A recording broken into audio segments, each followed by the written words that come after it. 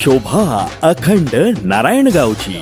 नारायणगावची यात्रा म्हणजे आई मुक्ताईचा निरंतर महिमा. नारायणगावची यात्रा म्हणजे गावच्या रूढी परंपरा. नारायणगावची यात्रा म्हणजे गावच्या संस्कारांचा आरसा.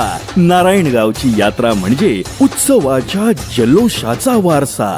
श्री क्षेत्र नारायणगावचे आराध्य दैवत श्री मुक्ताई देवी व श्री काळोबा देवाची यात्रा सालाबाद प्रमाणे याही वर्षी सोमवार दिनांक 13 एप्रिल 2026 ते सोमवार दिनांक 20 एप्रिल 2026 पर्यंत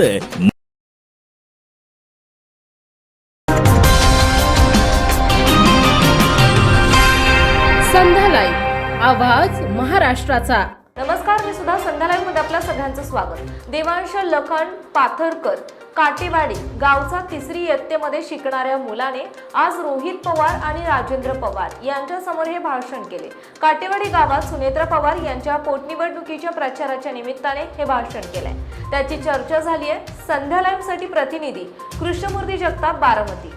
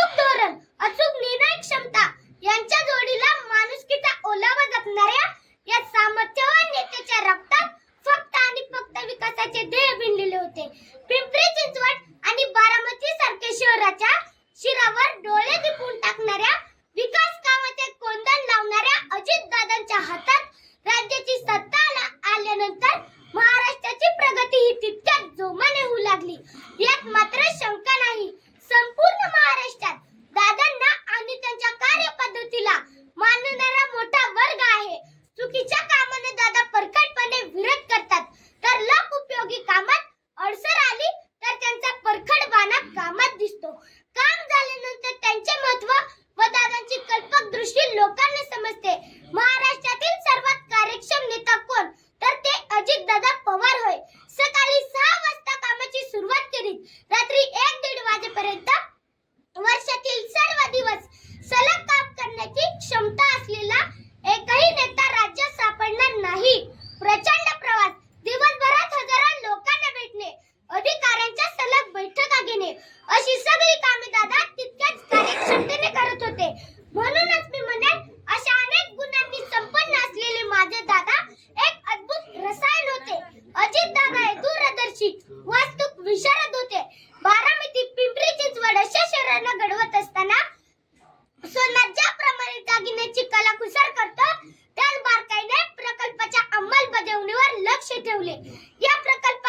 भव्यतेमुळे ही शहरे आज महाराष्ट्रात एक नवीन ओळख निर्माण करीत आहे.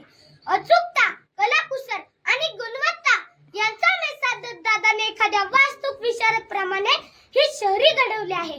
ज्ञानपीठ पुरस्कार प्राप्त श्रेष्ठ कवी विंदा करंदीकर यांची एक प्रसिद्ध कविता मला आठवते. जनतेच्या हृदयामध्ये अन्यायाची कळ आहे, जनतेच्या बाहुमध्ये सागराचे बळ आहे. जनतेच्या हृदयामध्ये अन्यायाची कळ आणि जनतेच्या बाहुमध्ये सागराचे बळ ज्याला ओळखता येते तोच लोकप्रमुख राज्यकर्ता होऊ शकतो.